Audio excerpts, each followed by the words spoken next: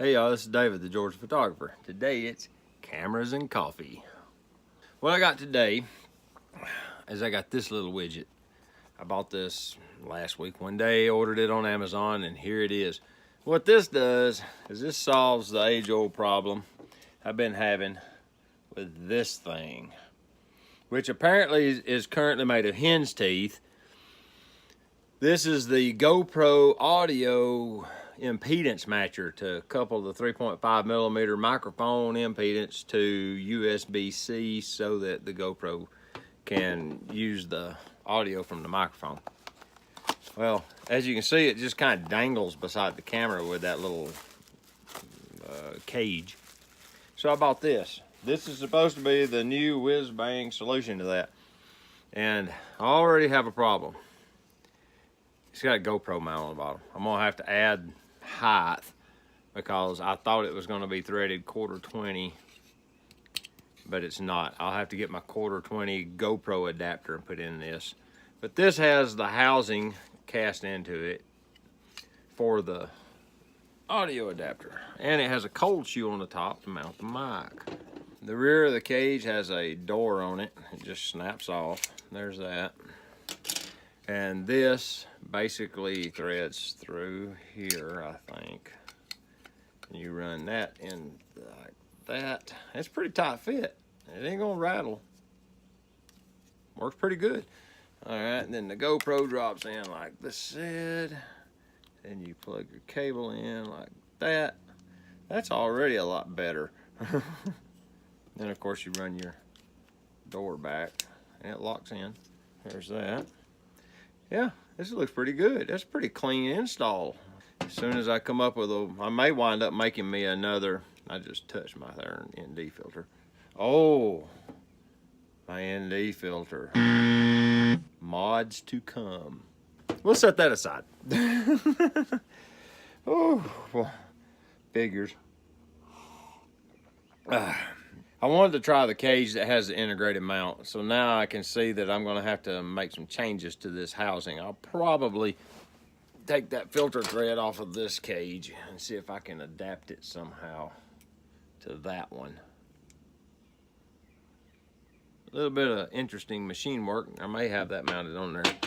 It doesn't look like it'd be too hard of a deal to make me a plate with the filter thread on it and just epoxy glue it to this housing. Then I can just use the 58 millimeter filter thread.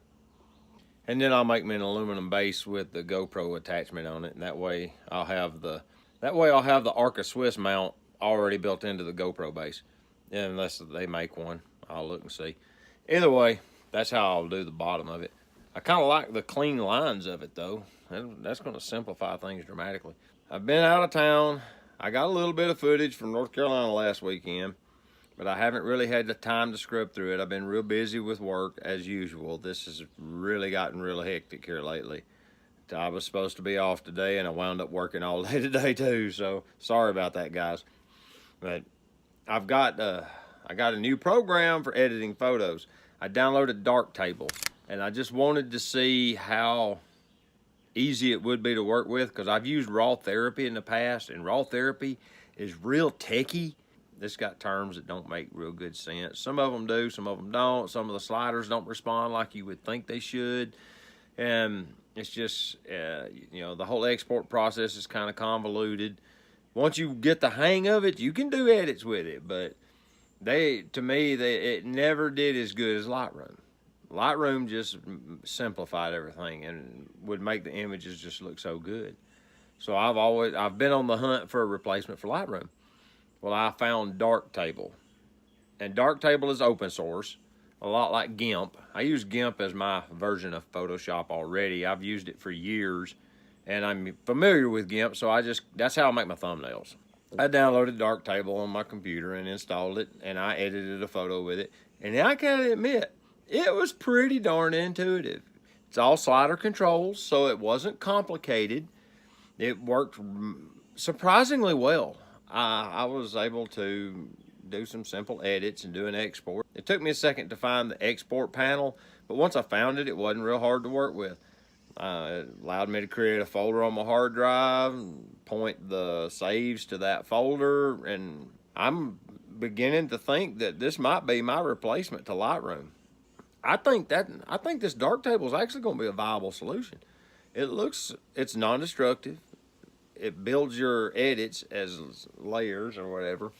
And it's got all these modules for effects that you can do. You know, it's got filters and all sorts of things. But there's a whole bunch of extra stuff that it don't turn everything on by default. There's a button down on the lower corner of the program. When you click it, it shows you all of the options, and you can have a lot of options.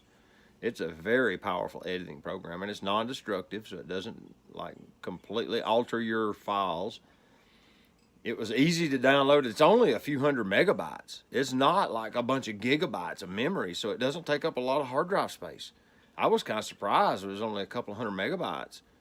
And it downloaded fairly quick on my terrible internet connection. So with that, I'm kind of sold. So we're going to try it for a while. I've got photos from last weekend that I need to still get edited. I just haven't had time. This weekend, I'll get a little bit of free time to do some editing. And I'll hopefully get another video put together. And I still want to do the 100 millimeter Minolta, or 100 millimeter, what is it? It's not, is it a Minolta? It's the M4 Pentax lens. Yeah, that one I got in the other video. Sorry about that. I need some more coffee. Woo. It's already late in the day. But I still want to do that lens review and get that up for you guys. And I want to play with this cage. And I see now it's going to be a while probably before I get the cage going, because I have to have free time in the shop to actually make those little parts I'm talking about. And it'll take me a little bit to do that.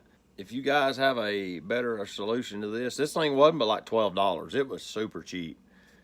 And it's actually pretty nice for 12 bucks. And I like the fact that it gives you this mounting solution for the little audio adapter. I really like that. That's got me kind of excited. I just got to get a filter thread on it. They almost got it right. Anyway, I appreciate you guys checking in with me for coffee and cameras. And if you've got anything interesting to say about Darktable, put it down in the comments below. If you know of a solution for this GoPro foot, let me know, so I can just, if it'll save me the time of having to machine one from scratch, that'll get this going a little quicker.